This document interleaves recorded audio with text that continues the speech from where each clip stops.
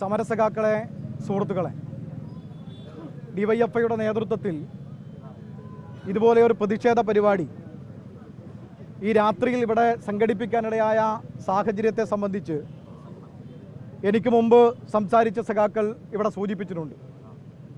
ലഹരി എന്ന സാമൂഹ്യ വിപത്തിനെതിരായി അതിവിപുലമായ ഒരു ജനകീയ ക്യാമ്പയിൻ ഡിവൈഎഫ്ഐ കേരളത്തിലെമ്പാടും നടത്തിക്കൊണ്ടിരിക്കുകയാണ്.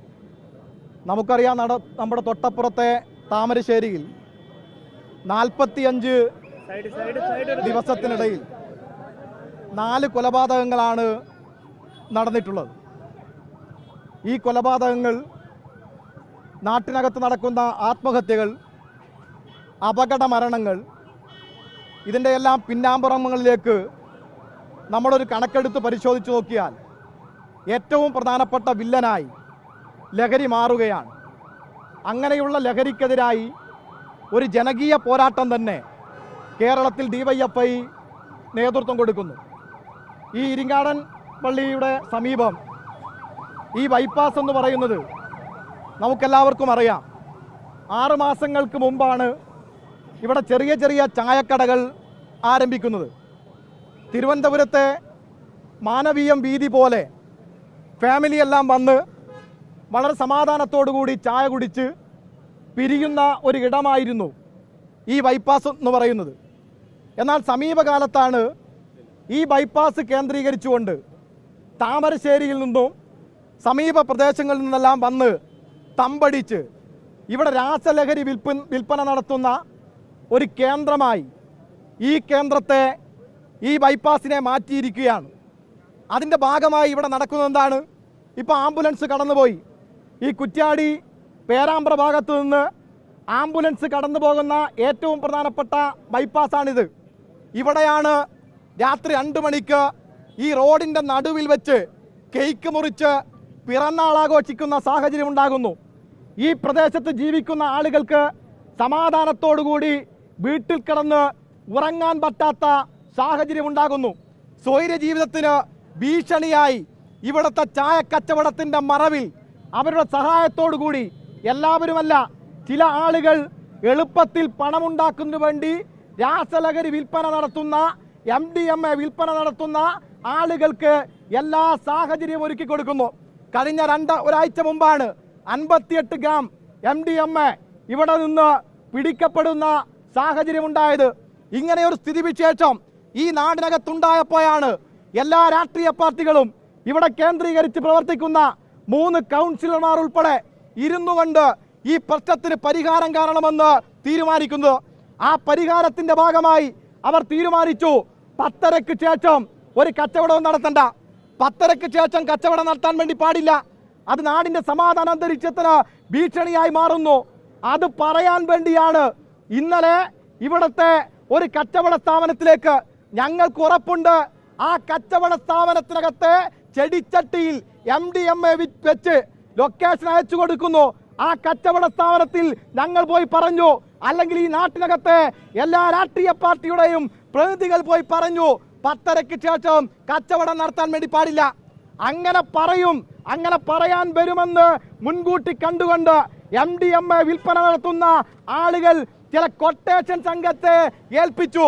പറയാൻ പോയ ജനകീയ നേതാക്കന്മാരെ ഏകപക്ഷീയമായി ആക്രമിക്കുന്ന സാഹചര്യം ഉണ്ടായി. ഞങ്ങളുടെ മേഖലാ സെക്രട്ടറി അശ്വിന് ഭീകരമായ രൂപത്തിലേക്കുള്ള പരിക്ക് പറ്റി. നോക്കൂ നിങ്ങൾ, ഇതാണ് ഇവിടുത്തെ സാഹചര്യം എന്ന് പറയുന്നത്. ഞങ്ങൾ ഇതിന്റെ എല്ലാം കൃത്യമായ കണക്കെടുത്തിട്ടുണ്ട്. ഞങ്ങളുടെ സഖാവ് അശ്വിന് ആരുടെ മർദ്ദനമാണോ ഏറ്റത് അത് ഡിവൈഎഫ്ഐ നന്നായി മനസ്സിലാക്കിയിട്ടുണ്ട്. ഒരു കാര്യം ഇവിടുത്തെ കൊട്ടേഷൻ സംഘത്തെ ഏൽപ്പിച്ചിട്ടുള്ള ആളുകളോട് പറയുന്നു, ഈ നാടിന്റെ സമാധാന ജീവിതത്തിന് ആരാണോ ഭീഷണി, അവരുടെ നാവാണ് ഭീഷണിയെങ്കിൽ, അവരുടെ കാലാണ് ഭീഷണിയെങ്കിൽ, അവരുടെ കൈയാണ് ഭീഷണിയെങ്കിൽ, ആ കൈ ഞങ്ങൾ വെട്ടിമാറ്റും. ഈ നാടിന് വേണ്ടി, ഈ നാടിനകത്തെ ആളുകളുടെ സമാധാന അന്തരീക്ഷം ഉറപ്പുവരുത്താൻ ഡിവൈഎഫ്ഐ തീരുമാനിച്ചാൽ 90 ദിവസം ജയിലിൽ കിടക്കാൻ ത്യാഗസന്നദ്ധമായ മനസ്സോടുകൂടി കടന്നു വരുന്ന 10,000-കണക്കിന് ചെറുപ്പക്കാരുണ്ട് ഡിവൈഎഫ്ഐ സംഘടനയ്ക്ക്. നിങ്ങൾ എന്താണ് വിചാരിച്ചത്? ഒരു കൊട്ടേഷൻ സംഘത്തെ ഏർപ്പാടാക്കി ഞങ്ങളുടെ നേതാക്കന്മാരെ ആക്രമിച്ചു കഴിഞ്ഞാൽ ഞങ്ങൾ ഒറ്റ ദിവസം കൊണ്ട് പിന്മാറിപ്പോകുമെന്നാണോ നിങ്ങൾ ധരിച്ചത്? ഞങ്ങൾ ഉറപ്പിച്ചു പറയുന്നു, ഇതിന്റെ പിന്നിൽ പ്രവർത്തിച്ച ആരായാലും ശരി, അവരുടെ അടിവേരറുത്തിച്ച് ഡിവൈഎഫ്ഐ ഈ പ്രക്ഷോഭത്തിൽ നിന്ന് പിന്നോട്ട് പോകൂ. അത് ഡിവൈഎഫ്ഐ പ്രഖ്യാപിക്കാൻ വേണ്ടിയാണ് ഇവിടെ ഇങ്ങനെ തീരുമാനിച്ചത്. ഞങ്ങൾക്കറിയാം, ഞങ്ങൾ നേരിടാൻ വേണ്ടി പോകുന്നത് വലിയ മാഫിയോടാണ്. അവരുടെ കയ്യിൽ പണമുണ്ട്, അവരുടെ കയ്യിൽ മറ്റ് സംവിധാനങ്ങളുണ്ട്. പക്ഷേ ഒരു ഭീഷണിക്ക് മുമ്പിലും ഡിവൈഎഫ്ഐ വിട്ടുമടക്കില്ല. അങ്ങനെയാണെങ്കിൽ ഞങ്ങൾ നേരത്തെ ഈ പണിമുടക്കിട്ട് പോകേണ്ടതാണ്. എന്താണ് ഞങ്ങളുടെ സഖാവ് വിദ്യാധരൻ കൊല ചെയ്യപ്പെട്ടത്? എങ്ങനെയാണ്? മദ്യ മാഫിയ സംഘത്തിനെതിരായി പ്രക്ഷോഭം നടത്തിയതിന്റെ ഭാഗമായിട്ടാണ് ഞങ്ങൾക്ക് വിദ്യാധരനെ തട്ടപ്പെട്ടത്. വിദ്യാധരൻ രക്തസാക്ഷി ആയതിനു ശേഷം ഈ പ്രസ്ഥാനം പിന്നോട്ട് പോയിട്ടുണ്ട്. ലഹരിക്കെതിരായിട്ടുള്ള ക്യാമ്പയിൻ വീണ്ടും തുടർച്ചയായി ഞങ്ങൾ ഏറ്റെടുത്തിട്ടുണ്ട്. ഇന്നലെ അശ്വിനെയും കൊണ്ട് ആശുപത്രിയിലേക്ക് പോയി. അപ്പൊ കാഷ്വാലിറ്റിയിൽ വെച്ച് ചില ആളുകൾ പറയുകയാണ് ഞങ്ങൾ സ്കെച്ച് ചെയ്തിട്ടുണ്ട് എന്ന്. ഏത്? ഡിവൈഎഫ്ഐയുടെ സംസ്ഥാന കമ്മിറ്റി അംഗം അരുണിനോട് പറയുകയാണ് ഞങ്ങൾ സ്കെച്ച് ചെയ്തിട്ടുണ്ട് എന്ന്. ആശുപത്രിയുടെ കാഷ്വാലിറ്റി ആയതുകൊണ്ടാണ് ഞങ്ങൾ മറുപടി പറയാത്തത്. ഞങ്ങളും സ്കെച്ച് ചെയ്തിട്ടുണ്ട്, ഞങ്ങൾക്കറിയാം, ഞങ്ങൾ സ്കെച്ച് ചെയ്തിട്ടുണ്ട്, ഞങ്ങൾക്കറിയാം.